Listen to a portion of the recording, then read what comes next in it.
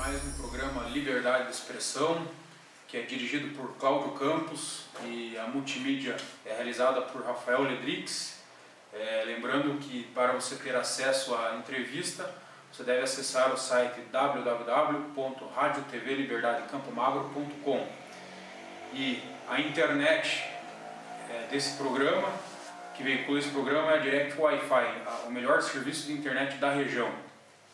Caso você tenha alguma pergunta, uma sugestão de tema, você pode entrar em contato através do WhatsApp, no telefone 97554030 ou através do e-mail liexpressão@gmail.com ou também através do Facebook.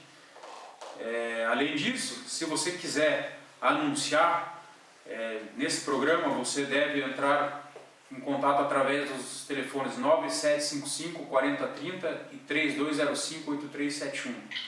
Pois bem, o programa hoje, o assunto é contas públicas. Em razão disso, estou recebendo uma pessoa da área, a advogada doutora Natália Guazelli. Uma boa noite, Natália. Antes de entrar no assunto do programa de hoje, eu gostaria que você falasse sobre você, qual a sua história. Boa noite, Rafael. Boa noite, ouvintes. Como informado pelo Dr. Rafael, meu nome é Natália. Eu sou formada pela Pontifícia Universidade Católica do Paraná, também pós-graduada pela Pontifícia Universidade Católica do Paraná, e atualmente eu exerço a função de advogada, e sócia proprietária do escritório Guazelli Advocacia. A ideia inicial é passar para os ouvintes um pouco do que é o universo jurídico de contas públicas, dos gestores, quais são as obrigações, quais não são, né? E de uma forma que esse tema possa ficar suficientemente esclarecido e para que nas próximas eleições o ouvinte tenha um conhecimento jurídico e tenha condição de entender principalmente as notícias que são veiculadas, né? Contas públicas. Vamos fazer uma breve abordagem do que é e quais as implicações que está ocorrendo aqui no município de Campo Magro. Vamos falar sobre as contas do município de Campo Magro e sobre as contas da Câmara Municipal e o que isso pode implicar no pleito eleitoral do ano que vem. Quais os candidatos que estão barrados, quais os candidatos que estão com problemas. Então vamos começar. Primeiramente eu gostaria de saber da doutora Natália qual o significado de conta pública, qual o dever do gestor prestar conta pública, até onde vai isso, qual a implicação. Você poderia fazer uma breve abordagem para o ouvinte entender? Claro, pois não. O conceito breve e sucinto de contas públicas nada mais é do que a contabilidade dos gastos e das receitas internas do órgão público, seja ele um órgão da União, um órgão municipal ou estadual. Ou seja, essas contas englobam a arrecadação de impostos, as fontes de captação de recursos e ainda os gastos que o município, o estado ou a União eles vão tendo durante o mandato do candidato. A prestação de contas, a apresentação das contas atualmente é obrigatória, aliás, sempre foi obrigatória, e atualmente ela é feita de forma eletrônica no site do Tribunal de Contas, no caso aqui do estado do Paraná. Essas contas visam o quê? Uma transparência dos gastos que são feitos pelo gestor, de uma forma que o Tribunal de Contas possa verificar se os gastos realmente correspondem com a arrecadação, se de repente não está sendo gasto mais do que é ganho, do que é arrecadado. Então é uma forma de fazer essa composição, esse ajuste, e se eventualmente for constatada alguma irregularidade, o Tribunal de Contas ele pode determinar que seja sanado ou pode aplicar penalidades para o gestor. Lembrando que o ouvinte pode acessar a conta de qualquer município, de qualquer Câmara Municipal no site do Tribunal de Contas do Estado. É uma informação pública, é totalmente transparente e também é importante falar isso, que poucos ouvintes, o cidadão em geral não sabe disso. E, por exemplo, no município de Campo Magro, você consegue puxar as contas públicas desde o ano de 2010 para cá. E se você tiver interesse em pegar anos anteriores, basta você fazer um requerimento lá que o Tribunal de Contas fornece. E a relevância do tema, é importante deixar claro que não só a nível de município, mas no Brasil inteiro, você tem hoje o Tribunal de Contas com a caneta pesada. Você pode ver que constantemente você vê problemas com candidaturas, inclusive até o Tribunal de Contas da União está fazendo uma rigorosa fiscalização no governo federal. Então eu gostaria que a doutora Natália explicasse quais as consequências do gestor público que não presta conta ou não presta conta da forma adequada. Dá uma explicada disso para a gente. Em regra, como eu disse anteriormente, a apresentação de contas é um ato obrigatório.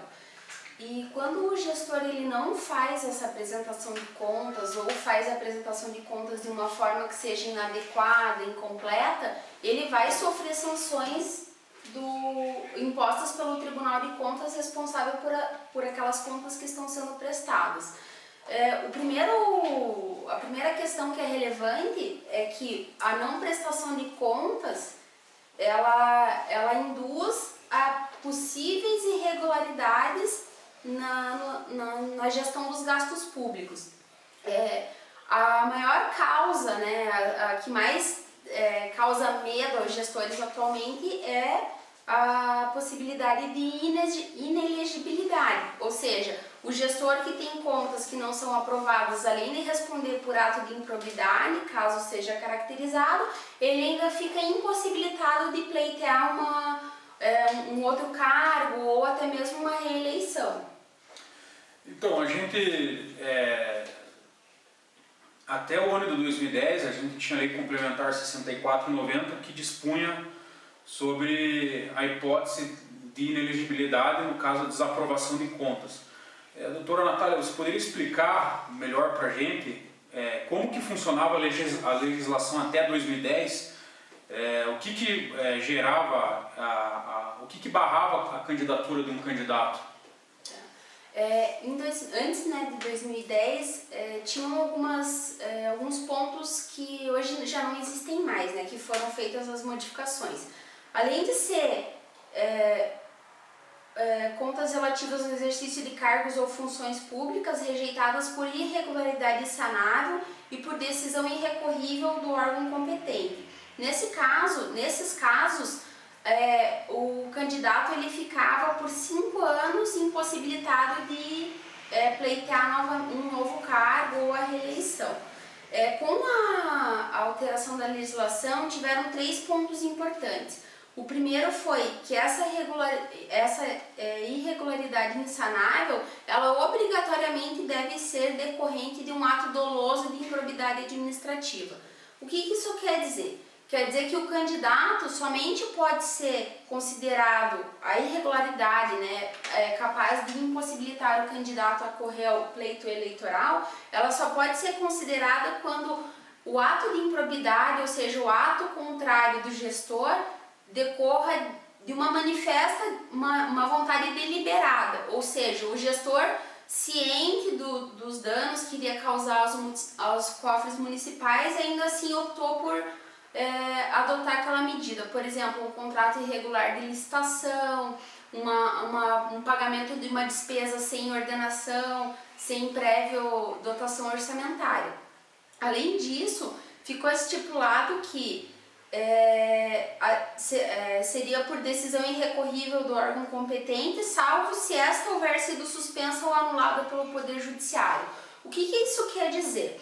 Que antigamente bastava que o candidato com algum tipo de irregularidade ajuizasse uma ação perante o órgão competente para que ficasse suspensa essa condição de inelegibilidade. Atualmente, é obrigatória a concessão de uma liminar ou de uma antecipação de tutela para que autorize o gestor a pleitear o cargo. Sem essa decisão judicial, ele fica totalmente impossibilitado de concorrer ao pleito eleitoral. A terceira alteração muito relevante é que o prazo de 5 aumentou para 8 anos, certo? E além disso, além dos mandatários, né, ficou a nova regra, ela determina que os ordenadores de despesa que nessas condições tenham sido envolvidos em irregularidade insanável decorrente de ato doloso, também ficam impossibilitados de concorrer ao pleito eleitoral, ou seja, algum funcionário que é responsável pela ordenação de despesas de determinada gestão, juntamente com o mandatário, né, ele assinou e ficou constatado que ele participou desse ato doloso. Ele também fica impossibilitado de futuramente, né, pelo período de 8 anos, concorrer a esse pleito eleitoral. Só uma questão, só explica a partir de quando começa a correr esses 5 anos pela legislação anterior e 8 anos agora com a atual legislação. Uhum. Tá. Na legislação antiga, os 5 anos passariam a contar a partir da data da decisão que reconhece a irregularidade insanável, certo? E atualmente, também no artigo 1º, né, inciso 1, a linha G, consta ainda que esse prazo ele vai contar também a partir da decisão da irregularidade sanável decorrente de decisão irrecorrível do órgão competente. Ou seja, tem que ter o trânsito julgado, não é possível mais ter o recurso, não é mais cabível o recurso. Exatamente.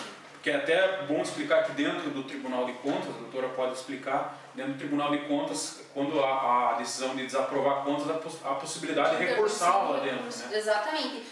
No direito, quando nós mencionamos que é uma decisão irrecorrível, ela significa o quê? Que ela já atingiu todos os trâmites, todos os recursos cabíveis para que seja definitiva essa decisão. Ou seja, num primeiro momento, o julgador pode proferir determinada decisão. Essa decisão está sujeita ao duplo grau de jurisdição, ou seja, ela pode ser revista por um órgão acima desse primeiro julgador. Superadas todas essas fases, a decisão ela vai transitar em julgado e vai se tornar uma decisão irrecorrível. Vários ouvintes aqui acompanhando aqui pelo Facebook, a gente está verificando. Gostaria que a doutora explicasse também a situação, por exemplo, pela lei anterior, falava que bastava o candidato ajuizar uma medida judicial para liberar a candidatura dele.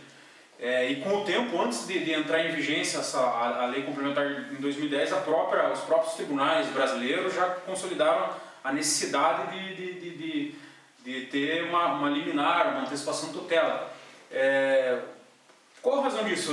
Seria porque, de repente, para evitar que o judiciário se abarrotasse de demandas ali sem fundamento? Sem dúvida nenhuma. Essa alteração, muito embora não existisse na legislação anterior, ela já era uma prática recorrente dos tribunais. E essa prática, ela é oriunda do fato de que o simples ajuizamento da ação para suspender, né, para liberar essa candidatura, os tribunais, né, estavam recebendo uma série de recursos, de ações que não tinham fundamento jurídico, que na verdade, quando eram julgadas no mérito, elas não tinham procedência alguma. Então, com a legislação, quando ele menciona que a decisão irrecorrível do órgão competente, salvo se esta houver sido suspensa ou anulada pelo Poder Judiciário, o legislador deixa muito claro que não basta o ajuizamento da ação, não basta entrar com ação para que a pessoa, o candidato, fique liberado para concorrer às eleições. Na realidade, essa ação ela tem que ser feito um pedido jurídico, né, para que o julgador antecipe um provável efeito de uma decisão, né, depois de ter sido adotadas todas as medidas e toda a instrução do processo, né, através de provas. E com isso, se o julgador, no momento, né, no primeiro contato com o processo, com a ação, ele vislumbrar uma possibilidade, uma plausibilidade daquele direito, ele pode conceder a esse candidato uma liminar ou antecipação de tutela para que ele concorra às eleições do ano ali antes de julgar esse próprio processo, né? Uma outra questão relevante nisso daí é o seguinte, por exemplo, nas eleições passadas aqui em Campo Magro a gente sempre teve problema de candidatura. O atual prefeito Luvanir Menegusso, nas eleições de 2008 e 2012, ele teve que recorrer ao judiciário para tentar liberar a candidatura dele, né? E você não acha que essa ressalva aí do candidato poder recorrer ao judiciário para conseguir liberar a candidatura dele não gera uma insegurança jurídica? Tudo bem, a Constituição fala lá que qualquer lesão de direito deve ser levado à apreciação do Poder Judiciário. Mas, por outro lado, gera uma insegurança jurídica, porque o eleitor não sabe se aquele candidato que registra a candidatura vai até o final. Então, a gente fica numa situação complicada. Você não acha que, de repente, teria que se criar uma outra alternativa? Vou dar um exemplo. Na última eleição, por exemplo, o senhor Luvanir Menegusso, ele ajuizou uma medida judicial poucos dias antes do prazo de registrar a candidatura dele, conseguiu eliminar e liberou a candidatura dele. E daí teve impugnações, daí o juiz eleitoral em primeiro grau ele cassou, né, indeferiu a candidatura dele, ele recorreu ao Tribunal Regional Eleitoral aqui no Paraná, manteve a adesão, daí ele foi conseguir a liberação dele lá em Brasília, lá no Tribunal Superior Eleitoral, que foi o ministro Dias Toffoli, um dia antes da eleição deu uma liminar lá, deu problema de recurso, liberando a candidatura dele. Então, para você ter ideia, ficaram 3 meses de campanha se discutindo se ele poderia ser candidato ou não, se ele ganhasse ou não, assumiria o cargo.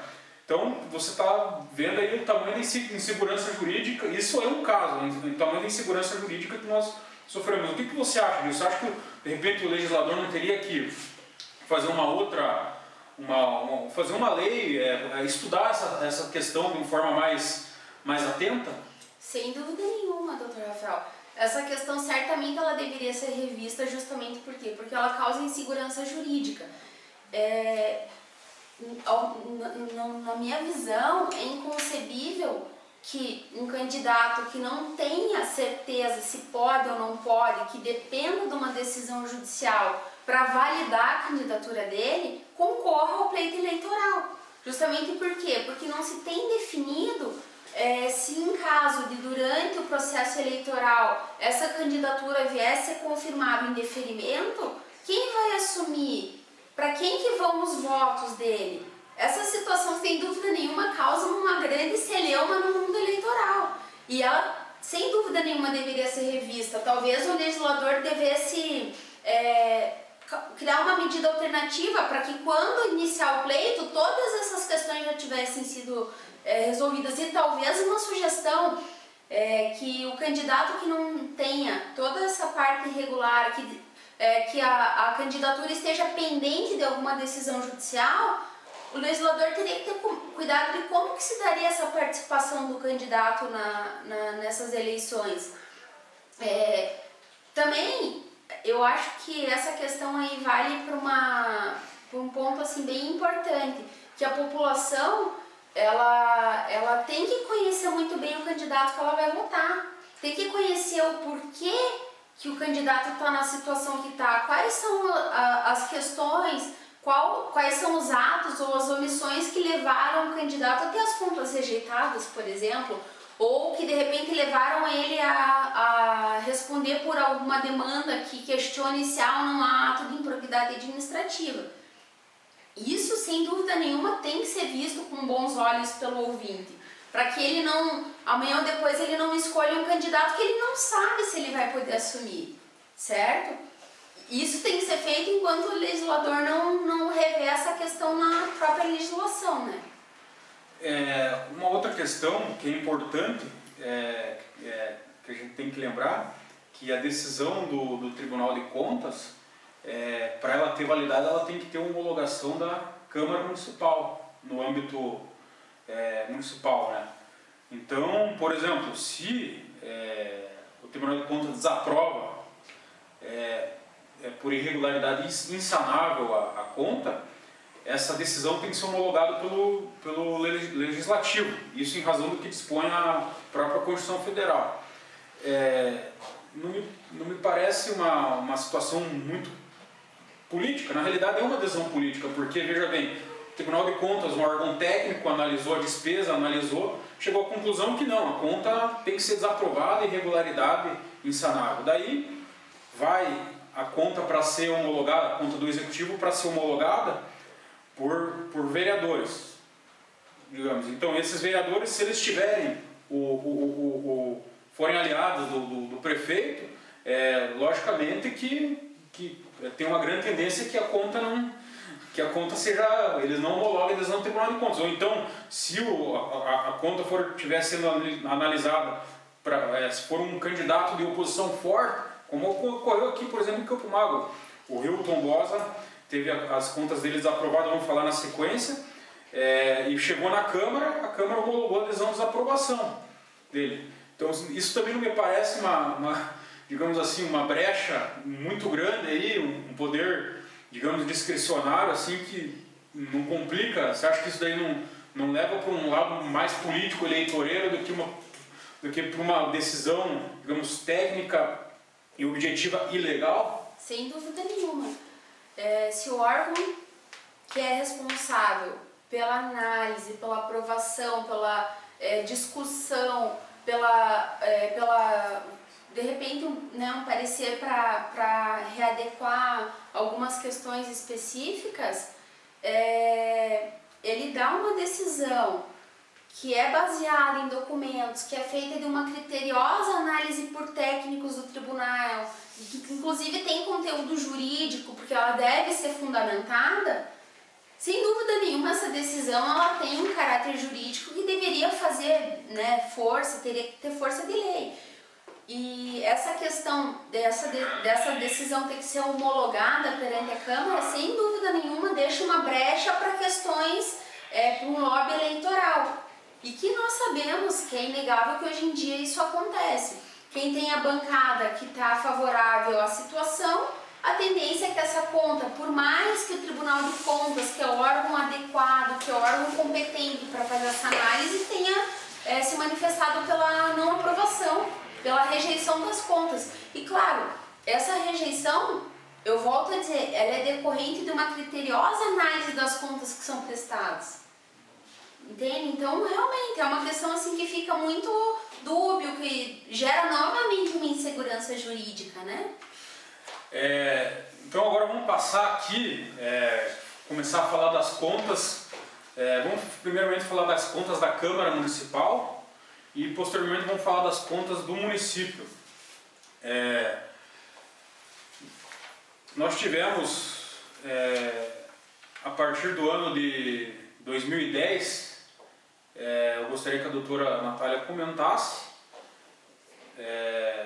ano 2010, a presidente, primeiramente explicar para o eleitor quem que é responsável pelas contas da Câmara.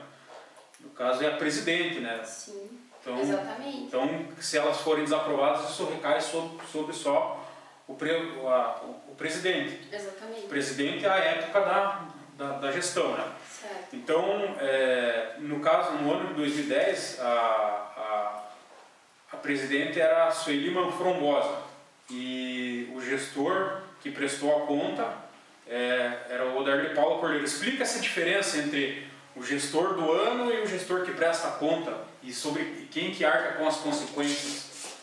Como o doutor mesmo falou, que quem é responsável diretamente pelas contas seria, no caso aqui, a Sueli Manfrombosa, certo? E que essa prestação de contas, nesse caso específico, ele teve um parecer, né, que seria o número 1899 de 2012, pela regularidade, pela prestação de contas do Poder Legislativo Municipal opinativo da unidade técnica pelo julgamento de irregularidade das contas. Então, nesse caso, ela, na época, era responsável, ela, como eu dei o conceito inicial, ela fez a composição das contas, dos gastos, da arrecadação da Câmara, fez essa apresentação das contas e repassou para o órgão responsável. O tribunal, analisando essas contas, entendeu que estava dentro do que a legislação determina e fez a aprovação dela, opinou pela aprovação da regularidade dessas contas. Só lembrando que no ano de 2009 as contas foram desaprovadas,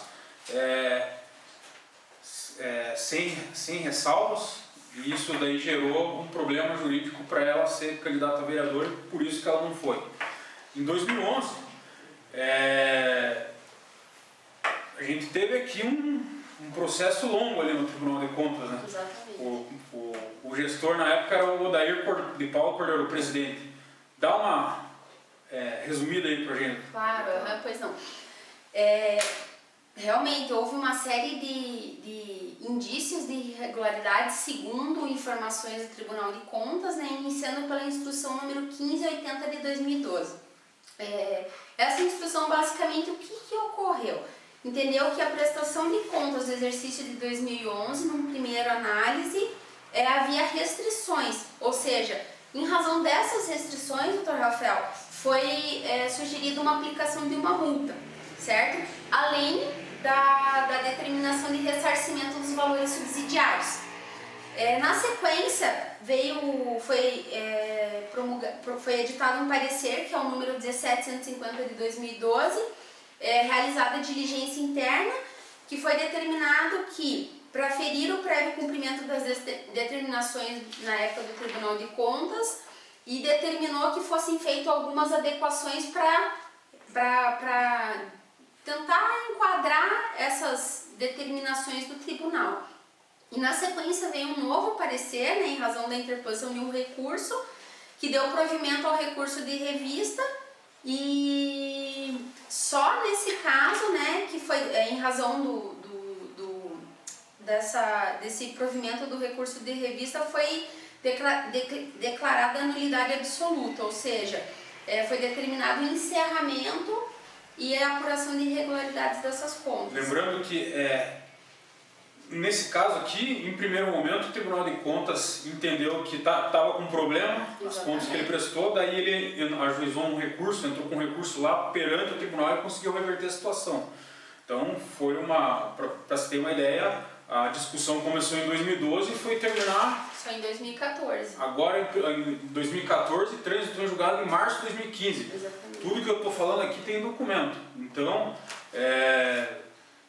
quem quiser consultar, entra lá no site do Tribunal de Contas do Estado, que vai confirmar o que nós estamos falando, eu e a doutora Natália estamos falando aqui. Exatamente. Inclusive, se me permite, os números dos pareceres e das instruções que citaram podem ser referência para que o ouvinte acesse o site, né, e tenha acesso à íntegra desses documentos, certo? Aqui é feito de uma forma resumida, né, para ficar mais didático para o ouvinte.